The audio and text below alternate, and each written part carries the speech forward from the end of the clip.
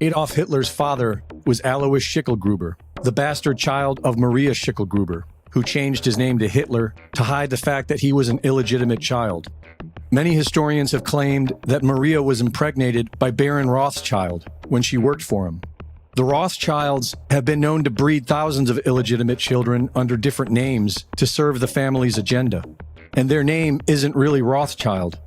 In the late 18th century, Mayor Amschel Bauer was the private banker for the black nobility through the House of Hesse and changed the family name just before expanding the family business.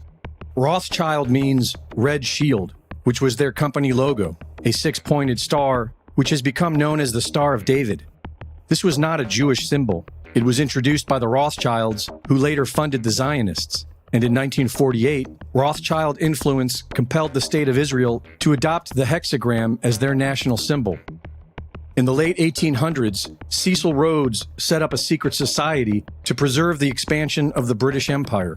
Known as the Milner Group, their main focus from 1920 to 1938 was to maintain the balance of power in Europe by building up Germany and pitting them against France and Russia. They discussed creating a situation that would compel Germany to start a Second World War. During this time, the reparations from the Treaty of Versailles led to hyperinflation in Germany. And in 1930, as the international banking system was collapsing, the Young Plan was enacted, which required Germany to pay about 2 billion Reichsmarks annually, payable through 1988. This scheme was funded by J.P. Morgan, led by the founder of RCA, and directed by members of the Milner Group. It broke the German economy. In 1933, Hitler secured funding from the Bank of England, which was run by the Rothschild banking dynasty. This deal was brokered by John Foster Dulles and Allen Dulles, who later headed the CIA. With initial funding from the Rothschild Bank of England, Germany invaded Poland and received additional funding from the Bush family's Brown Brothers Harriman. The Germans were fueled by Standard Oil and supported by Ford, General Electric, DuPont, and IBM, all of which profited greatly from the war.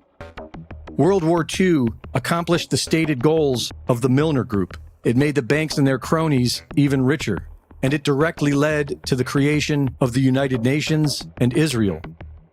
Theodor Herzl, the founder of the Zionist movement, was not a religious Jew.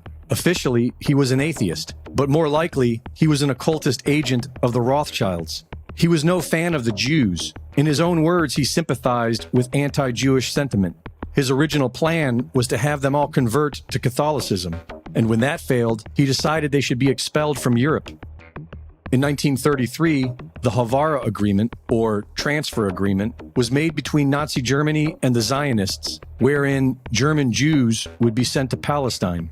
Non-Zionist Jews did not want to leave, and so the Nazis encouraged them through persecution. In 1917, the British government announced its support for the establishment of a national home for the Jewish people in Palestine, known as the Balfour Declaration, and seized control of the land. After the Second World War, with Holocaust propaganda used as the catalyst, this land was gifted to the Zionists from the British, and the State of Israel was officially created.